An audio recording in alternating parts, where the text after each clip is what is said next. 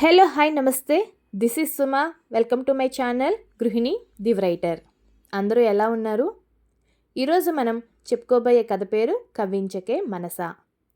దాన్ని రాసింది రచయిత్రి సుమ. ఇంకా మనం కథలోకి వెళ్దాం. సాత్విక, రోహన్ ఇద్దరూ చిన్నప్పటి నుంచి స్నేహితులు. వాళ్ళ కుటుంబాలకి మంచి స్నేహం ఉంది. సాత్విక నాన్నగారు, రోహన్ నాన్నగారు ఇద్దరూ సెంట్రల్ గవర్నమెంట్లో ఒకే డిపార్ట్మెంట్లో ఒకే ఆఫీస్లో పనిచేయడం వల్ల ఒకే టౌన్షిప్లో ఉండేవారు. చిన్నప్పటి నుంచి ఫ్రెండ్స్ అంటే ఏదో నువ్వే కావాలి సినిమాలో ఫ్రెండ్షిప్ అనుకునేరు. వీళ్ళది అదో రకం వెరైటీ ఫ్రెండ్షిప్. ఇంకా కథలోకి వెళ్దాం.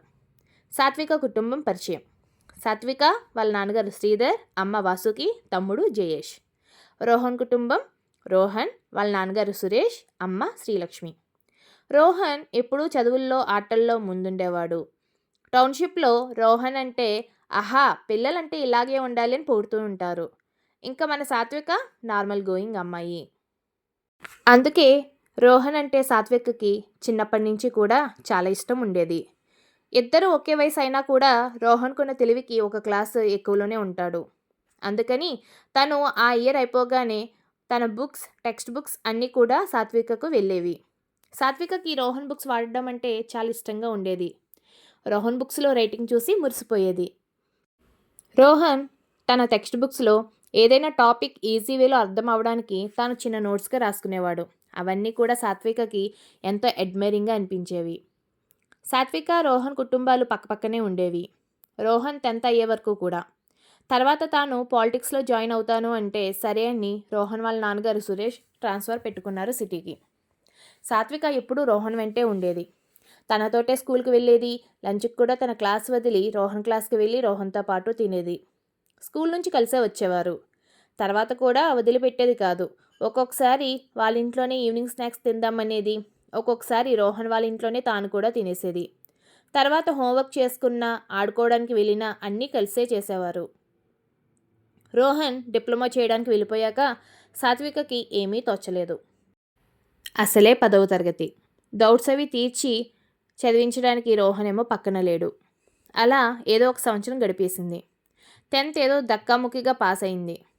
రోహన్తో పాటు తాను కూడా సేమ్ కాలేజీలో డిప్లొమాలో జాయిన్ అవుతా ఉంది. కానీ ఎంట్రన్స్ టెస్ట్ పాస్ అవ్వలేదు. అలా తన్ని ఇంటర్మీడియట్లో జాయిన్ చేశారు. అది టౌన్షిప్ దగ్గరలోనే ఉండడం వల్ల తాను ఇంటి నుంచి వెళ్ళేది. అప్పట్లో అంతగా మొబైల్స్ వాడకం లేదు కాబట్టి రోహన్తో తరచూ మాట్లాడడం అయ్యేది కాదు. సాత్విక ఇంటర్ పూర్తి అయ్యేటప్పటికి రోహన్ ఇంజనీరింగ్లో సీటు సంపాదించి 2nd ఇయర్లో లేటరల్గా జాయిన్ అయ్యాడు. తనకి మంచి కాలేజీలో సీట్ రావడం వల్ల ఢిల్లీకి వెళ్ళిపోయాడు. అక్కడే కాలేజీ హాస్టల్లో జాయిన్ అయ్యాడు. సాత్విక కూడా ఎలా అయినా రోహన్ కాలేజీలోనే జాయిన్ అవ్వాలని ఎంట్రన్స్ ఎగ్జామ్స్కి బాగా ప్రిపేర్ అయ్యింది. కానీ తనకు వచ్చిన ర్యాంక్ వల్ల రోహన్ కాలేజీలో సీట్ రాలేదు. అందుకు చాలా బాధపడింది. గైడెన్స్ ఇవ్వడానికి రోహన్ ఫుల్ బిజీగా ఉన్నాడు. సేమ్ కాలేజీలో రావాలంటే నెక్స్ట్ ఇయర్ ట్రై చేయాలి మళ్ళీ. అలా అయితే ఒక సంవత్సరం వేస్ట్ అవుతుంది, వద్దు అన్నారు సాత్విక పేరెంట్స్. అసలుకే సాత్వికకి మ్యాథ్స్ ఇంట్రెస్ట్ లేదు. రోహన్ కోసం ఎంపీసీ తీసుకుంది. ఇప్పుడు వచ్చిన ర్యాంకుకు రోహన్ కాలేజీ కాకపోయినా మంచి కాలేజీ వస్తుంది. అందుకు సాత్విక నాన్న శ్రీధర్ నెక్స్ట్ ఇయర్ నీకు ఇంత ర్యాంక్ వస్తుందో రాదో, మళ్ళీ మంచి కాలేజీలు మిస్ అవుతావు అని చాలా చెప్పి చూశారు. కానీ సాత్విక వినలేదు. ఎలాగైనా తాను రోహన్ కాలేజీలోనే జాయిన్ అవ్వాలని 1 ఇయర్ వేస్ట్ అయినా రెడీ అయిపోయింది. సాత్విక తమ్ముడు జయేష్ కూడా బాగా చదివే పిల్లాడే. రోహన్ అంత కాకపోయినా కూడా బాగా చదివే లిస్టులోనే ఉంటాడు. సాత్వికకి జయేష్కి 1 ఇయరే డిఫరెన్స్. సాత్విక 1 ఇయర్ ఆగి జేఎస్తో పాటే నెక్స్ట్ ఇయర్ ఎంట్రన్స్ ఎగ్జామ్స్కి ప్రిపేర్ అవుతుంది. మరి సాత్విక తను అనుకున్నట్లుగానే రోహన్ కాలేజీలోనే జాయిన్ అయిందా? ఎంతసేపు సాత్విక గురించే మాట్లాడుకున్నాం. మరి రోహన్ మనోభావాలు ఏంటి, తన పర్సెప్షన్ ఏంటి తెలుసుకోవాలంటే వెయిట్ చేయండి నెక్స్ట్ పార్ట్ వచ్చే వరకు. మీకు కనుక నా కథ నచ్చితే మీ అమూల్యమైన అభిప్రాయాలు నాకు కామెంట్ రూపంలో తెలియజేయగలరు. అలాగే మీకు కనుక నా ఛానల్ నచ్చితే please subscribe, like and share. Thank you for watching.